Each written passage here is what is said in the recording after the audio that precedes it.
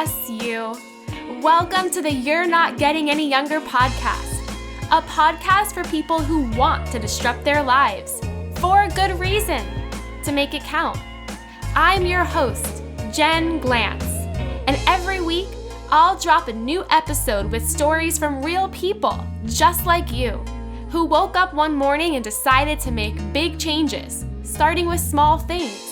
We'll cover topics like entrepreneurship, love, failure, and self-care. Hey, you're not getting any younger, so let's make this an adventure. Ready?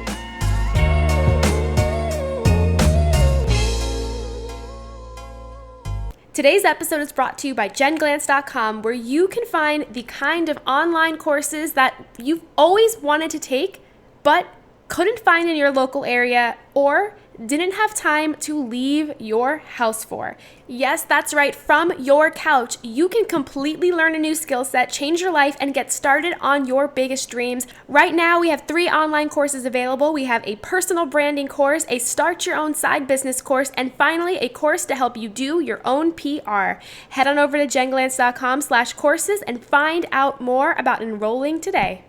Hey, any youngers, it's me, your host, Jen Glantz. Welcome back to another episode of the You're Not Getting Any Younger podcast.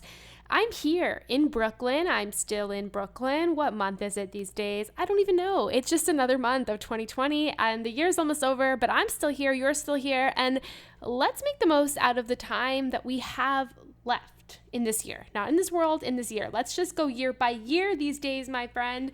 But the topic of today's episode is something that I just hear being thrown around quite often. It's a term, it's a phrase that you just hear people say, but you never really know what it means and you never know why they say it. You just hear it being floated around. Not only that, but when you start having these similar feelings, you believe you have the same thing as them. And no, this is not something you could WebMD, but yes, this is something you could Google search and you will find so much about it. It is called Imposter Syndrome. And I want to talk not only today about what it is, why we have it, but some ways to conquer it, because it's going to show up in your life no matter who you are or what's going on, it'll show up. I was looking up articles on very famous people, from J-Lo to all of these just like famous and successful people who experience imposter syndrome. And what's interesting about it is it's a blanket term for so many different things that's going on. So we might as well try to break it down. The interesting thing about imposter syndrome is 70% of people have felt it at some point in their life, but I am totally willing to bet that the other 30% are just too scared to admit that they've experienced it.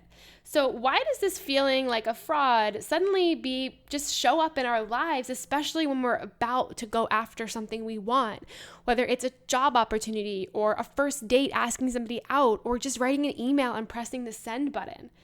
I know myself personally that some of the biggest moments of success I've ever had have been the times I also wanted to hide, lock myself in a closet, and just really block myself from people because I was scared that they would see me as I started seeing myself, which was almost like a fraud or an imposter or just so undeserving of opportunities that I did deserve because I put in the work, I put in the sweat, I put in the effort. I remember when my second book came out in February 2017, one of the things that any writer just loves to think about doing is when their book is out in a bookstore, going to the bookstore, buying a copy of it, and just seeing it on the shelves. And I remember I woke up early that morning, the bookstore opened, Barnes & Noble in Union Square opened at 10 a.m. I woke up at 5 a.m. and I got ready. I walked slowly over there.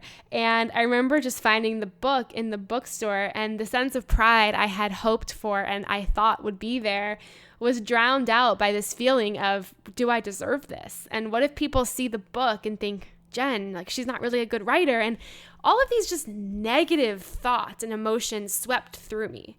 And even in the moments that nobody sees or cares about, I find myself having imposter syndrome. For example, I've spoken about this a lot on the podcast about my running journey, but even the time when my goal was to hit 10 miles and I hit 10 miles, I felt weird about sharing it with people because in a way I felt like, and this makes no sense, but maybe it does, but I felt like I cheated or I was a fraud, even though I did run the 10 miles and my tracking app said it. I just couldn't help but think, maybe I didn't, or maybe I didn't deserve this, or I just felt like an imposter. And it's interesting because when we start breaking down the feeling of imposter syndrome, we realize that when we say these words out loud, it's sort of illogical. It's sort of just something where we're like, this is not, it's something we feel as real, but it's not real. So I want to break down 3 things you can do when you feel like you have imposter syndrome. But before I do, I want us to shatter the phrase imposter syndrome, because it makes it sound like something that is stuck to us, that we can't get over, that is just a part of us. And that's not true. Imposter syndrome is something that ebbs and flows. It comes and goes. It will show up again. But the word syndrome just, I think, gives it a negative connotation. So for now on, I want us, and I'm going to start referring to it as imposter experience, as something that comes and influences us but leaves. So when you find yourself feeling imposter experience, here are 3 things that you can try to do. Number 1 is sit down and understand yourself and own it. Every year on my birthday, I sit solo and I do what I call taking inventory on yourself. And I talk a lot about this in my personal branding course I offer, that we have to figure out who we are. And who we are changes often, but at least once a year, you have to sit down and take inventory on your strengths, your weaknesses, your skills, your accomplishments. That way you can start to know what makes you you. And not only that, but keep those lists handy. I keep it inside of my wallet. And whenever I get this feeling of imposter syndrome, whether it's before a live TV interview or before I'm going to email somebody or before I have, a really big phone call, I pull out the list, I find the nearest bathroom, and I study it. I say my accomplishments out loud, and I say them again and again and again until I believe them to be true, because they are true. And sometimes it takes minutes, other times it takes really long time and people are wondering why I'm in the bathroom. But doing this step helps me get back to the center of who I am and what I have done. And it allows me to understand myself, because when you have imposter experience, you forget yourself and you forget reality, and nothing seems or feels logical. Number 2, recognize what you don't know. We feel like a fraud in situations where we aren't the perfectionist or the expert. We just exist. I know for me, sometimes that's on work calls or meetings when there's other people on the call who are way smarter, who are more of an expert, who have been doing it longer. And I'm there too. I feel like I don't belong. I feel like I shouldn't speak. I feel like I don't deserve to be there. But just because we are in these situations doesn't mean we're lying or that we don't deserve to be there. It's important to fess up what you don't know, but remind yourself what you also do know. What is the value you were invited to bring? How did you bring that value, and how do you have that value? And that's called being nice to yourself, and also just mining through the data of why you are in this situation and what you do bring, not just what you might not bring or not know. If you find yourself at a table with people who are perceived to be smarter than you, separate what they know versus what you know, and then sprinkle in the truth about why you have a seat at that table and what value you bring. The answer, it has to be something other than nothing, because you, my dear friend, who I love dearly, you always bring value when you walk in the room. Always. Please, never forget that. Number 3 is flip the script. Next, and this is wild, but I want you to try this. Next time you feel like an imposter or you don't deserve to be somewhere or have an opportunity, write down every single thought you're thinking in that moment. Seriously, write it down. Rather than just sitting back and thinking these things, get them down on paper. I've always said this, and I say it a lot on the podcast. When something is on paper, it becomes real. And when it becomes real, you can deal with it. When it's in your head, you can't process it. So I want you to read back some of these things that you think about yourself. See how illogical they are and how mean you are to yourself. And flip the script. Rather than wait till they find out I have no idea what I'm doing, try thinking everybody who starts something new feels off base in the beginning. I may not know all the answers today, but I'm smart enough to find them out.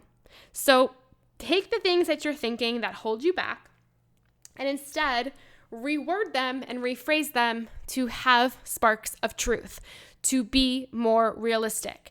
That way you will change your attitude and you will change how you approach situations.